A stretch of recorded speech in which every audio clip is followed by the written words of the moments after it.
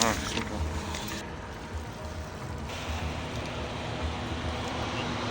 Besh bo'lakda Narkotik savdosi bilan shug'ullangan oila qo'lga olindi.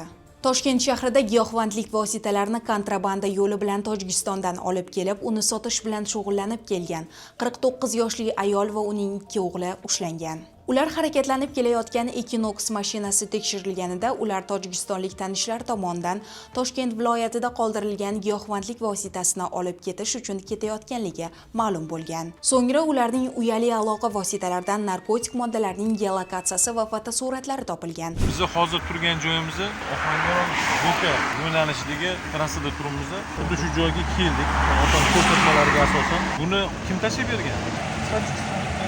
Tashlab bergan ashyo nima o'zi bu, opa?